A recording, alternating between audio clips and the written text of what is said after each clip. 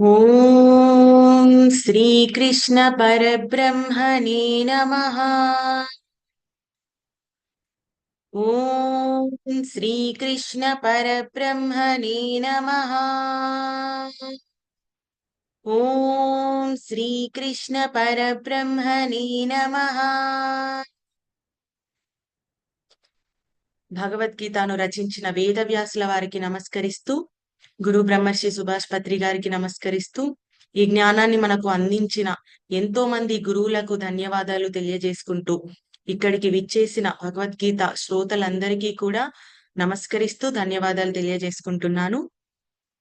మరి మనము ముందు క్లాస్లో అర్జునుడు ప్రశ్నించగా స్థితప్రజ్ఞుడు అంటే వారు ఎలా ఉంటారు, ఎలా నడుచుకుంటారు, ఎలా బిహేవ్ చేస్తారు అని అర్జునుడు శ్రీకృష్ణ పరమాత్మను ప్రశ్నించగా, శ్రీకృష్ణ పరమాత్మ మరి స్థితప్రజ్ఞుడు గురించి చెప్పడము మనము తెలుసుకున్నాము. స్థితప్రజ్ఞుడు అంటే ఎవరైతే తన స్వార్థపు కోరికలను వదిలేసి, ఎవరైతే ఆ బయటి ప్రపంచంలో మనకి ఎంత వెతికినా అల్టిమేట్ హ్యాపీనెస్, ఆ డివైన్ బ్లిస్ అనేది మనము పొందలేము.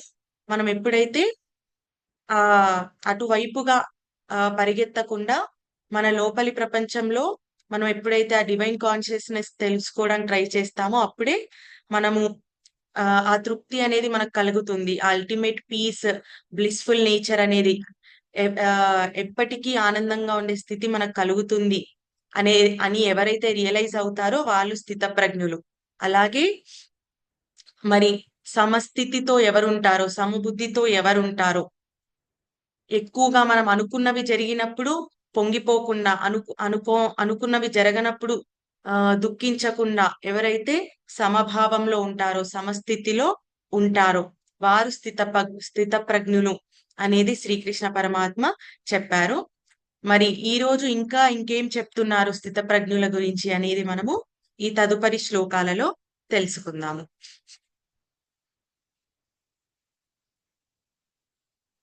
సాంఖ్యయోగంలోని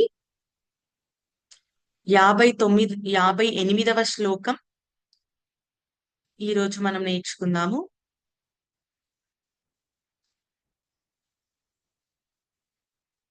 రెండవ అధ్యాయం సాంఖ్యయోగంలోని 58వ శ్లోకం.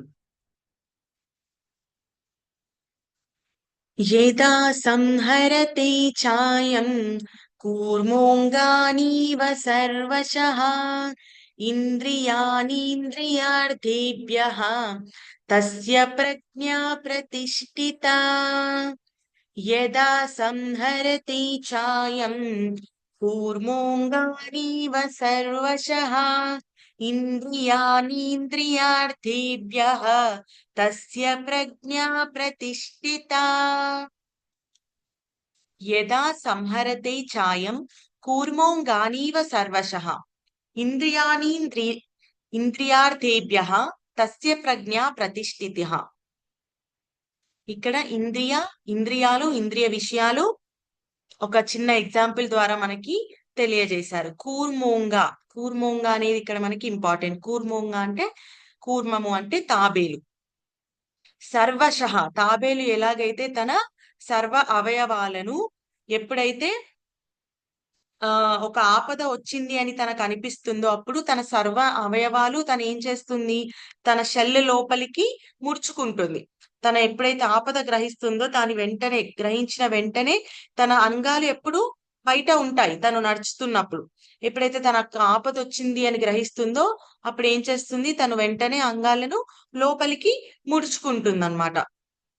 అలాగే ఇంద్రియార్థేభ్యః ఇంద్రియముల నుండి, ఇంద్రియముల నుండి అంటే ఇంద్రియ విషయాల నుండి, ఇంద్రియార్థేభ్యః అంటే ఇంద్రియ విషయాల నుండి, ఇంద్రియాని అంటే ఇంద్రియాలను మనము లోపలికి తీసుకోవాలి. ఇక్కడ ఇంద్రియాలు అంటే ఏంటి? ఇంద్రియాలు అంటే ఆల్రెడీ మనకు తెలుసు, మన 5 సెన్స్ ఆర్గాన్స్. మన కళ్ళు, చెవులు, ముక్కు, మన నాలుక, అలాగే మన చర్మం, ఇవన్నీ కూడా ఈ 5 సెన్స్ ఆర్గాన్స్ ఇంద్రియాలు అంటాం. ఇంద్రియ విషయాలు అంటే ఏంటి?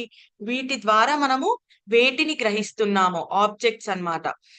ఈ 5 సెన్స్ ఆర్గన్స్ ద్వారా మనం వేటిని గ్రహిస్తున్నామో వాటిని ఇంద్రియ విషయాలు అంటాం.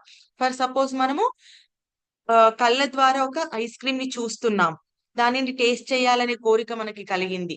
సో అక్కడ ఐస్ క్రీమ్ ఏంటి? ఇంద్రియ విషయం. ఇక్కడ మన కళ్ళు, మన నాలుక ఏంటి? ఇంద్రియాలన్నమాట. ఓకేనా? సో మనం ఆ ఇంద్రియ విషయాల నుంచి కూడా ఇంద్రియాలను అలాగే మనము వెనక్కి తీసుకోగలగాలి. అంటే మనకి ఆ ఇంద్రియ విషయాల పట్ల ఇంద్రియాలకి కంట్రోల్ అనేది ఉండాలన్నమాట. సో ఎప్పుడైతే మనము ఆ ఐస్ క్రీమ్ నుంచి మనము తీసుకోగలుగుతాము అంటే బ్యాక్, ఓకే నాకు ఇప్పుడు ఇది హెల్దీ కాదు అని మనం అర్థం చేసుకొని ఎప్పుడైతే మనము ఇది మనం తినొద్దు అని డిసైడ్ అవ్వగలుగుతామో అప్పుడు ఏం చేస్తున్నాము? ఆటోమేటిక్ గా మనం దాని వైపు నుంచి మనము వెనక్కి లాక్కోగలిగాం మనల్ని మనం.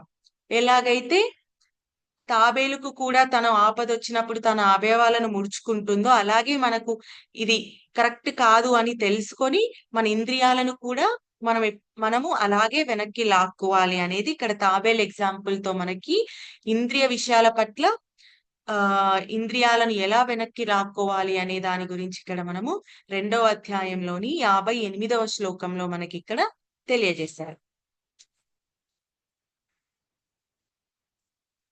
నెక్స్ట్ 59వ శ్లోకం, సాంఖ్యయోగంలోని 59వ శ్లోకం. విషయా వినివర్తంతే నిరాహారస్య దేహినః రసవర్జం రసోప్యస్య పరం దృష్ట్వా నివర్తతే. విషయా వినివర్తంతే నిరాహారస్య దేహినః రసవర్జం రసోప్యస్య పరం దృష్ట్వా నివర్తతే. విషయా వినివర్తంతే నిరాహారస్య దేహినః రసవర్జం రసోప్యస్య పరం దృష్ట్వా నివర్తతే. నిరాహారస్య అంటే ఇంద్రియముల ద్వారా విషయాలను గ్రహించకుండా ఉండడం. నిరాహారస్య అంటే. నెక్స్ట్ దేహినః. దేహినః అంటే పురుషుడు. విషయ శబ్ద విషయములు వినివర్తంతే నివృత్తములగును.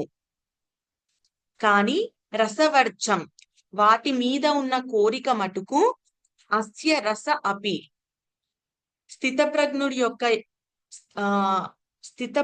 యొక్క పరం ఆసక్తిని మటుకు ఎప్పుడైతే మనము ఈ విషయాల పట్ల మనము ఈ ఇంద్రియాలను నిగ్రహించినప్పుడు ఆ ఇంద్రియాలు మనకి కంట్రోల్లో ఉండొచ్చు. ఆ టెంపరీగా మనకి ఐస్ క్రీమ్ ని మనం తినకుండా ఉండొచ్చు, మనం కంట్రోల్ చేస్తున్నట్టే అక్కడ. కానీ మన మనసులో ఆ కోరిక మటుకు మిగిలిపోతుంది. తినాలనే కోరిక ఉంటుంది. ఎంత మనము బయటికి ఆ ఇంద్రియ విషయాలను కంట్రోల్ చేసినా కూడా లోపల కోరిక మటుకు అలాగే ఉండిపోతుంది. మరి ఆ కోరిక కూడా ఎలా మనము విడిచిపెట్టగలము అంటే ఎప్పుడైతే పరం దృష్ట్వా నివర్తతే, ఆ పరమాత్మ మీద ఎప్పుడైతే మనం దృష్టి ఉంచగలుగుతామో అప్పుడు ఆటోమేటిక్ గా మనం ఆ కోరికను కూడా విడిచిపెట్టగలుగుతాము. ఎందుకు అనంటే మనం ఆ హయ్యర్ కాన్షియస్నెస్, ఆ హయ్యర్ డివైన్ బ్లిస్ ని పొందినప్పుడు మనకి మెటీరియలిస్టిక్ థింగ్స్ ద్వారా వచ్చే కోరికలు కానీ వాటి మీద ఉండే ఆసక్తి కానీ ఆటోమేటిక్ గా మనకి తగ్గిపోతుంది అన్నమాట. సో ఎప్పుడైతే ఆ హయ్యర్ కాన్షియస్నెస్ వైపుకి, ఆ డివైన్ బ్లిస్ వైపుకి మనము వెళ్తామో ఆటోమేటిక్ గా ఈ చిన్న చిన్న కోరికలు, మెటీరియలిస్టిక్ ఆబ్జెక్ట్స్ ద్వారా వచ్చే కోరికలు ఆటోమేటిక్ గా మనకి తగ్గిపోతాయి. సో మనం ఇంతకు ముందు శ్లోకంలో ఇంద్రియ విషయాల నుండి అంటే ఆబ్జెక్ట్స్ నుంచి మన ఇంద్రియాలను వెనక్కి లాక్కోవాలనేది తీసుకున్నాం, మనము తెలుసుకున్నాం. అలాగే ఇప్పుడు ఈ శ్లోకంలో మనం ఏం తెలుసుకుంటున్నామంటే అలా మనం ఇంద్రియాలను కంట్రోల్ చేసినా కూడా మన మనసులో ఆ కోరిక అనేది ఉండిపోతుంది. ఆ టెంపరీగా మనం ఇందాక ఏం ఎగ్జాంపుల్ చెప్పుకున్నాము, టెంపరీగా ఐస్ క్రీమ్ చూసినప్పుడు మనం తినొద్దు తినొద్దు తినొద్దు అనుకొని తినలేదు. అప్పుడు ఏం చేసాము? ఆటోమేటిక్ గా మనం ఇంద్రియాలను కంట్రోల్లో ఉంచుకున్నాం. కానీ మన మనసులో ఐస్ క్రీమ్ తినొద్దు అనే కోరిక మటుకు ఉండిపోతుంది కదా, అదేమి వెళ్ళిపోదు కదా. మరి దానిని ఎలా కంట్రోల్ చేయాలి అనే దాని గురించి ఇక్కడ 59వ శ్లోకంలో మనకి తెలియజేస్తున్నారు. ఆ పరమాత్మ మీద మనకి ఎప్పుడైతే దృష్టి ఉంటుందో, ఆ హయ్యర్ కాన్షియస్నెస్, ఆ డివైన్ బ్లిస్ మీద ఎప్పుడైతే అటువైపుగా మనం వెళ్తామో, ఆటోమేటిక్ గా మనకు ఈ మెటీరియలిస్టిక్ ఆబ్జెక్ట్స్ ద్వారా వచ్చే కోరికల మీద మనకు ఆసక్తి అనేది తగ్గిపోతుంది. ఆటోమేటిక్ గా మనం డిటాచ్ అయిపోతాం. అప్పుడు డిటాచ్ అయినప్పుడు ఆ కోరిక ఆటోమేటిక్ గా మనకి వెళ్ళిపోతుంది అనమాట. సో అది మనకి ఇక్కడ 2వ అధ్యాయంలోని 59వ శ్లోకంలో తెలియజేశారు. నెక్స్ట్ సాంఖ్య యోగంలోని 60వ శ్లోకం. యతతో happy Kaunteya పురుషస్య విపశ్చితః ఇంద్రియాణి ప్రమాథీని హరంతి ప్రసభం మనః. యతతో happy Kaunteya పురుషస్య విపశ్చితః ఇంద్రియాణి ప్రమాథీని హరంతి ప్రసభం మనః. యతతో happy Kaunteya పురుషస్య విపశ్చితః ఇంద్రియాణి ప్రమాథీని హరంతి ప్రసభం మనః. Kaunteya, ఓ కుంతీపుత్రుడా, ఓ అర్జునుడా, మనము ఆసక్తి నశింపని కారణముగా ప్రమథ నశీలములైన ఇంద్రియములను ప్రయత్నించునట్టి బుద్ధిమంతుడైన పురుషుని యొక్క మనస్సుని కూడా బలవంతముగా లాగికోని పోవును. అంటే ఇక్కడ మైండ్ ఎంత స్ట్రాంగ్, మైండ్ లో కలిగే కోరికలు ఎంత స్ట్రాంగ్ అనే దాని గురించి ఇక్కడ చెప్తున్నారనమాట. కొన్నిసార్లు ఎంత వివేకవంతుడైనా కూడా తను ఆ మనసుని నిగ్రహించడం అనేది చాలా కష్టమైనది అనేది చెప్తున్నారనమాట. మనకి ఆ వివేకం ఉన్నా కూడా ఇంద్రియాలు ఎంత స్ట్రాంగ్ గా ఉంటాయంటే ఈజీగా ఇంద్రియ విషయాల వైపుకి వెళ్ళిపోగలుగుతాయి. ఎప్పుడైతే మనసుకి ఇంద్రియాల మీద కంట్రోల్ ఉండదో అప్పుడు ఇంద్రియాలు ఒక గుర్రం వంటివన్నమాట. గుర్రం ఎంత స్పీడ్ గా మనసుకు కంట్రోల్ లేకపోతే, మనము రథం మీద కూర్చొని గుర్రాలని తాళ్ళ ద్వారా కంట్రోల్ చేయనప్పుడు అది ఎటువైపు పడితే అటువైపుకి గుర్రాలు పరిగెడుతూ ఉంటాయి. కానీ ఎప్పుడైతే వాటి కట్టిన తాళ్ళు మన చేతిలోకి తీసుకుంటామో అప్పుడు మనకి ఏ డైరెక్షన్ లో ఆ గుర్రాలు వెళ్ళాలనుకుంటే అదే డైరెక్షన్ లో వెళ్తాయి అన్నమాట. అలాగే ఇంద్రియ విషయాల పట్ల కూడా ఇంద్రియాలు గుర్రాల్లాగా పరిగెత్తకుండా మనసు ఎప్పుడైతే ఆ ఇంద్రియాల మీద కంట్రోల్ తీసుకుంటుందో అది ఏ వైపుగా తీసుకెళ్లాలనుకుంటే ఆ వైపుగా వెళ్తుందన్నమాట.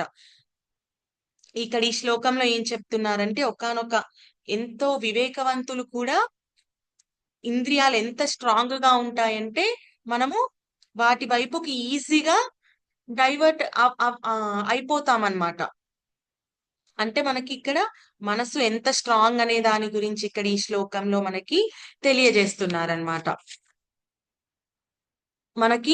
మనం ఎప్పుడైతే ఆ రియలైజేషన్ లేకుండా మనము కోరికలను తీర్చుకునే వైపుకు వెళ్తూ ఉంటామో, అంటే ఒక కోరిక తీర్చుకోవడానికి ఆ చేసే ప్రయత్నము, మనం ఎన్ని ప్రయత్నాలు చేసినా కూడా ఆ టైంకి ఆ కోరిక తీరినప్పుడు మనము తృప్తి పొందుతాం. కానీ మళ్ళీ అది టెంపరరీగానే ఉంటుందన్నమాట. ఎలాగైతే మనము యజ్ఞం చేసినప్పుడు యజ్ఞంకి ఆ ఫైర్కి అత్యంత ఇష్టమైనది ఏంటి? నెయ్యి. యజ్ఞంలో మనము నెయ్యిని ద్వారా ఆ యజ్ఞంని మనము సంతృప్తి పరచడానికి ప్రయత్నిస్తాము. పరచాలనుకుంటాము. మనం యజ్ఞం చేస్తున్నప్పుడు నెయ్యి అనేది మనం ఆహుతిలో వేస్తూ ఉంటాం. ఆ టైంకి మనకి యజ్ఞం అనేది అందులో ఉన్న అగ్ని అనేది సాటిస్ఫై అవుతుంది. కొంచెం అది తగ్గినా కూడా మళ్ళీ సెకండ్ టైం ఇంకా ఎక్కువ ఫోర్స్ తో మనకి బయటికి వస్తుంది. ఆ ఫైర్ అనేది ఇంకా ఎక్కువ వెలుగుతుంది. మనము నెయ్యి వేసినప్పుడు కొద్దిగా తగ్గుతుంది అగ్ని అనేది, కానీ నెక్స్ట్ సెకండ్ ఇంకా ఎక్కువ విజృంభణతో పైకి వస్తుంది. అలాగే మనము కోరికను మెటీరియలిస్టిక్ థింగ్స్ ద్వారా ఏ కోరికలైతే కలుగుతాయో ఆ కోరికలను మనము ఆ టైం రీచ్ అయినప్పుడు తృప్తి పొందుతాము. కానీ మనకి ఇంకా నెక్స్ట్ టైం అది ఇంకా ఎక్కువ ఫోర్స్ తో బయటికి వస్తుంది అనమాట ఆ కోరిక అనేది. అలాగే మనం ఎప్పుడైతే ఫర్ సపోజ్ మనకి ఎక్కడైనా దురద వచ్చింది అనుకోండి, దానిని మనము రబ్ చేయడం ద్వారా మనకి ఏంటి, ఆ టెంపరరీగా మనకి ఒక సాటిస్ఫాక్షన్ వస్తుంది. కానీ మళ్ళీ అది సెకండ్ టైం ఇంకా ఎక్కువ స్ట్రాంగ్ ఫోర్స్ తో వస్తుందన్నమాట. కానీ అలా కాకుండా ఎప్పుడైతే మనము ఆ దురద ఎప్పుడైతే వచ్చిందో దానిని జస్ట్ అలా అబ్జర్వ్ చేస్తూ ఆ టెంపరరీగా మనము భరించగలిగామనుకోండి, అప్పుడు ఆటోమేటిక్ గా దానంతట అదే తగ్గిపోతుంటుందన్నమాట. సో ఇక్కడ ఇది కూడా అంతే అన్నమాట. మనం ఎప్పుడైతే ఆ కోరికను సాటిస్ఫై చేయడానికి ఎంత ప్రయత్నించినా కూడా ఆ టైంకి మనం తృప్తి పొందినా అది మళ్ళీ నెక్స్ట్ టైం మనకి ఇంకా ఎక్కువ ఫోర్స్ తో బయటికొస్తుంది. సో ఇలా మనం ఎన్ని సార్లు మనం సాటిస్ఫై చేసుకున్నా కూడా అది తిరిగి మళ్ళీ వస్తూనే ఉంటుంది. ఎందుకంటే మన ట్రూ నేచర్ ఏంటి? మన సోల్ నిజమైన నేచర్ ఏంటి? ఎప్పుడు అది తృప్తి పొందగలుగుతుంది అంటే ఆ డివైన్ బ్లిస్, ఆ కాన్షియస్‌నెస్ ని మనం ఎప్పుడైతే తెలుసుకోగలుగుతామో, ఎప్పుడైతే మనము చేరుకోగలుగుతామో, ఆ పరమాత్మని ఎప్పుడైతే చేరుకోగలుగుతామో అప్పుడే అల్టిమేట్‌గా అది సాటిస్ఫై అవుతుందే తప్ప, మనకి బయట విషయాలు, ఇంద్రియ విషయాల పట్ల ఎన్ని కోరికలు మనము తీర్చుకోవడానికి ప్రయత్నించినా కూడా మన సోల్ అనేది ఎప్పటికీ సాటిస్ఫై కాదు. ఇది ఎప్పుడైతే మనము అబ్జర్వ్ చేయగలుగుతామో ఆటోమేటిక్ గా మనము రియలైజ్ అవుతాము. సో రియలైజ్ అయినప్పుడు మనము ఆ పరమాత్మ వైపుకి వెళ్తాము. ఇదే మనకి నెక్స్ట్ శ్లోకంలో మనకి తెలియజేశారు. సాంఖ్య యోగంలోని 61వ శ్లోకం. తాని సర్వాణి సంయమ్య యుక్తాసీత మత్పరః వశీ యస్యేంద్రియాణి తస్య ప్రజ్ఞా ప్రతిష్ఠితా. తాని సర్వాణి సంయమ్య యుక్తాసీత మత్పరః వశీ యస్యేంద్రియాణి తస్య ప్రజ్ఞా ప్రతిష్ఠితా. ఎవరైతే ఇంద్రియ విషయాల పట్ల అదుపులో ఉంటారో, తన ఇంద్రియాలను ఎవరైతే అదుపులో ఉంచుకుంటారో వారు మటుకే ఆ స్థితప్రజ్ఞత స్థితి పొందగలుగుతారు. ఎలా ఉంచుకోవాలనేది మనం ఆల్రెడీ ఇంతకు ముందు చెప్పుకున్నాము. మనము ఫస్ట్ థింగ్ రియలైజ్ అవ్వాలి. మనకిప్పుడు ఏది అవసరము అనేది. ఆ రియలైజ్ అవ్వడం ద్వారా మనము ఆ ఇంద్రియ విషయాల పట్ల ఇంద్రియాలను వెనక్కి లాక్కోగలుగుతాము. అంతవరకి చేస్తే సరిపోదు. మన మనకు మనలో ఉన్న కోరిక కూడా తృప్తి పరచాలి. మరి మనకి ఇంద్రియాలను వెనక్కి లాక్కోవడం ద్వారా కోరిక మనసులోనే మిగిలిపోతుంది. మరి దాన్ని ఎలా తృప్తి పరచడం అనేది దాని గురించి కూడా మనం ఇక్కడ ఏం తెలుసుకుంటున్నామంటే, ఆ పరమాత్మను పొందినప్పుడే అల్టిమేట్ గా మనకి ఆ ట్రూ సోల్ అనేది నిజంగా తృప్తి అనేది పొందుతుంది. ఆ తృప్తి పొందినప్పుడు ఆటోమేటిక్ గా మనకి మెటీరియలిస్టిక్ ఆబ్జెక్ట్స్ మీద మనకి ఆ డిజైర్ అనేది తగ్గిపోతుంది. ఎందుకంటే మనం అంతకు మించి ఎన్నో రెట్లు గొప్పదైన ఆ డివైన్ కాన్షియస్‌నెస్, ఆ డివైన్ బ్లిస్ ని పొందినాం. డివైన్ బ్లిస్ అంటే ఏంటి? మనం ఎల్లప్పుడూ కూడా ఆనంద స్థితిలో, శాంతి స్థితిలో ఉండగలిగినప్పుడు ఇంకా ఈ చిన్న చిన్న విషయాల ద్వారా మనం ఆనందంని వెతుక్కోవడం మానేస్తామన్నమాట. అలా మానేసిన వాళ్ళు, ఆ డివైన్ బ్లిస్ ని పొందిన వాళ్ళు స్థితప్రజ్ఞులు అనే దాని గురించి ఇక్కడ మనకి చెబుతున్నారు. ఇది ఈరోజు 2వ అధ్యాయంలోని 58 నుండి 61 శ్లోకాలు. మనకి స్థితప్రజ్ఞులు ఎలా ఉంటారు? ఇంద్రియాల పట్ల ఎలా ఉంటారు? ఇంద్రియ విషయాల పట్ల ఎలా ఉంటారు? మనసులో కోరికలను ఎలా సాటిస్ఫై చేసుకుంటారు? డివైన్ బ్లిస్ వైపుకి ఎలా వెళ్తారు? ఎందుకు వెళ్ళాలి? ఆ రియలైజేషన్ వచ్చిన వాళ్ళు, అటువైపుగా వెళ్ళిన వాళ్ళే స్థితప్రజ్ఞులు అనే దాని గురించి ఇక్కడ శ్రీకృష్ణ పరమాత్మ మనకి సాంఖ్య యోగంలో ఈ శ్లోకాల ద్వారా తెలియజేశారు. ఇంకా స్థితప్రజ్ఞులు అంటే ఏంటి అనేది మనము తదుపరి శ్లోకాల్లో మళ్ళీ రేపు మనము తెలుసుకుందాం. ఓం శ్రీకృష్ణ పరబ్రహ్మణే నమః. హరే కృష్ణ కృష్ణ కృష్ణ హరే హరే, హరే రామ రామ రామ హరే హరే.